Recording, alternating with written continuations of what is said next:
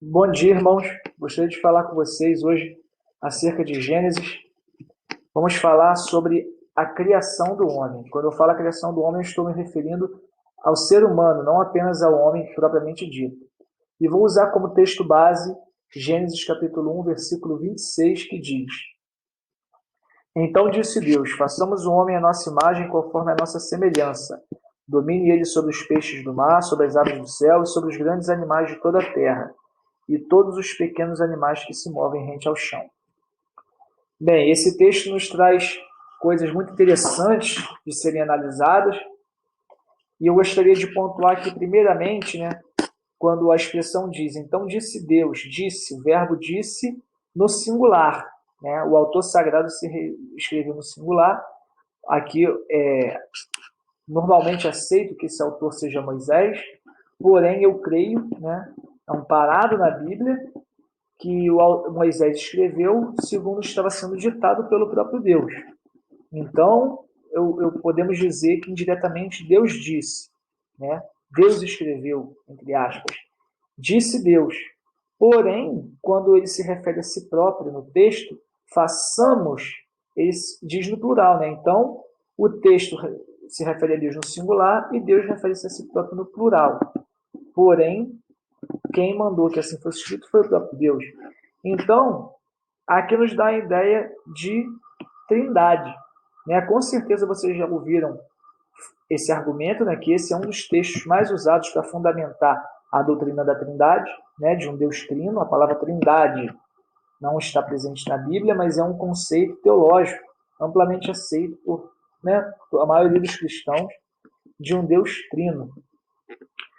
Passando à frente, Deus começa a falar aqui o relato da criação do homem, e esse relato nos traz alguns ensinamentos muito importantes que talvez um observador inexperiente possa deixar passar, mas você, espero que a sua perspicácia possa perceber isso aqui junto comigo, que quando Deus diz, façamos o homem conforme a nossa semelhança, e Deus formou o homem do pó, a Bíblia não diz que exatamente o que seria esse pó, é barro, é lama, é argila, o que é. Isso pouco importa. O importante é que o homem foi feito de elementos da terra, digamos assim. E então Deus, eu creio que por que ele escolheu a terra, o pó, como elemento base para formar o homem? Por que ele não escolheu nenhum outro elemento? Porque a terra é o fundamento de tudo. A terra é aquilo que provê tudo, Foi o que foi criado primeiro, entre as coisas terrestres, é o meio onde nós vivemos. E Deus nos traz aqui alguns, já tenta colocar, já coloca no homem alguns princípios importantes, que eu creio primeiro, ser o princípio de humildade. Ele formou o homem do pó para que o homem sempre veja que o mesmo pó que ele e os demais animais pisam é o pó que o formou. Então, para que dessa forma ele não se engrandeça, para que ele não se torne soberbo, para que ele possa reconhecer que ele é pó. Nesse momento aqui não há o pecado no mundo, o homem não está sujeito à morte, porque não houve pecado ainda, mas posteriormente, após a queda, está escrito, porque do pó saístes e ao pó voltará. Então, quer dizer, somos pó. Por isso nós não temos, embora tenhamos em nós o Espírito de Deus, embora Deus nos fez a sua imagem e semelhança, diferente dos outros animais, o que nos mostra também um outro princípio, de que Deus deu ao homem uma importância maior, um propósito de se relacionar com ele. Ele deu ao homem faculdades e habilidades, talentos superiores que todos os demais animais. O homem é a coroa da criação. Para que pudéssemos nos relacionar com ele e que possamos gerenciar a sua criação, mas sem se ensoberbecer, pois somos pó. Somos feitos da mesma matéria-prima que o mundo e que os animais terrestres, segundo deixa aqui entendido o texto bíblico. Um outro princípio importante que o texto nos mostra, nos ensina, é o princípio de consciência ambiental, de responsabilidade com o ambiente. Porque Deus disse, domine o homem sobre os animais e tal, mas dominar de forma responsável, de forma com amor, amor pela criação de Deus. Deus não criou isso para que fosse destruído, depredado. Deus criou para que fosse gerido, cuidado pelo homem. Então, quando Deus faz o homem do mesmo elemento que a terra e que alguns animais terrestres, eu penso que ele coloca no homem, que ele quer embutir no homem a consciência de fomos feitos da mesma matéria-prima. Portanto, da mesma forma que eu me cuido, eu devo cuidar. Então, isso nos traz uma responsabilidade com a criação de Deus, pois tivemos a mesma origem. Né? Passando um pouco à frente, eu gostaria de falar sobre a criação da mulher. Isso aqui eu acho muito importante que nós entendamos. Com certeza você já ouviu falar, né, que a mulher foi feita a partir, né, Deus usou uma das costelas do homem, Deus fez o homem cair em um profundo sono, e tirou uma de suas costelas e a partir dela fez a mulher. Né? Acredito que você já tenha ouvido falar, muita gente fala, né, por que Deus escolheu a costela? Né? Porque tem um monte? Não. Porque a costela está do lado. Então é importante, né, que o homem tenha a consciência de que a mulher deve estar ao seu lado, não à frente nem atrás.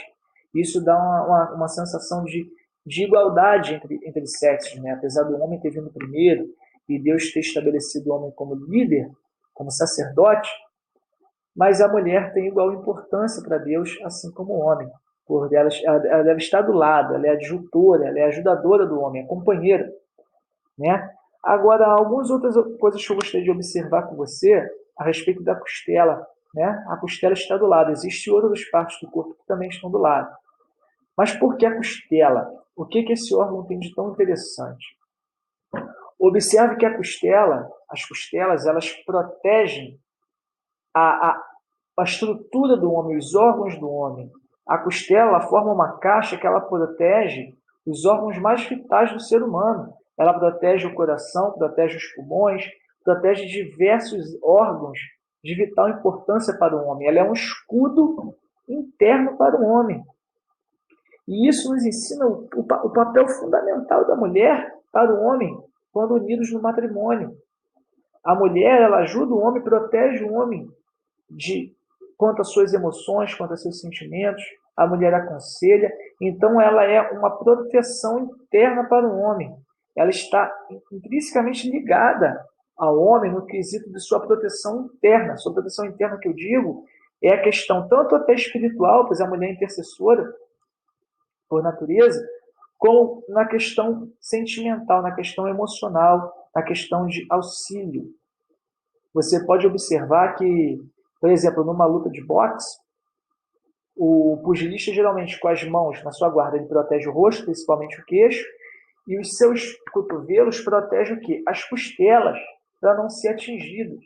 Então, isso mostra a relação mútua de proteção entre o homem e a mulher. A mulher protege o homem interiormente contra os seus sentimentos, ajuda ele a se resguardar, aconselhando, orientando, dando apoio, ao passo que o homem protege a mulher com seus braços, a força física, principalmente naquele tempo antigo, né? Não nesse momento de Gênesis, pois havia paz entre os seres vivos, mas posteriormente, ao longo dos séculos, o homem protege a mulher com seus braços.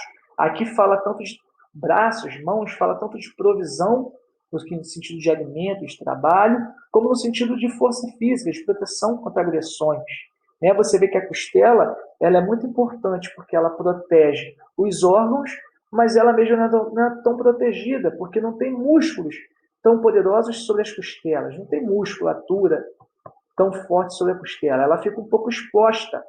Então, cabe aos braços o papel de proteger as costelas. Então, a costela protege os órgãos, o interior, e os braços protegem o exterior da costela.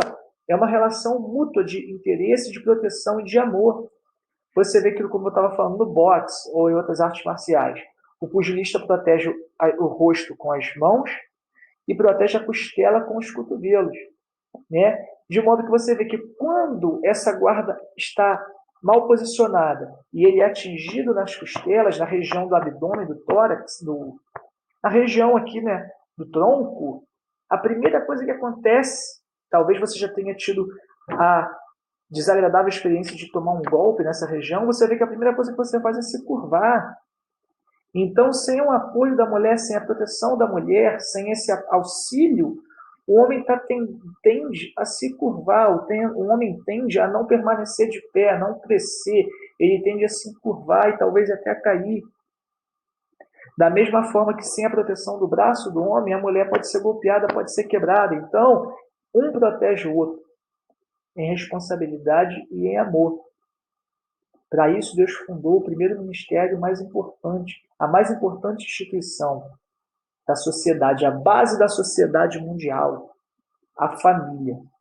Então, devemos proteger, os homens proteger suas mulheres, as mulheres proteger seus homens, protegemos as nossas famílias. Dessa forma, nós protegemos a nossa casa, a nossa descendência e protegemos até mesmo nossa nação. Amém? Que você possa refletir sobre isso em nome de Jesus.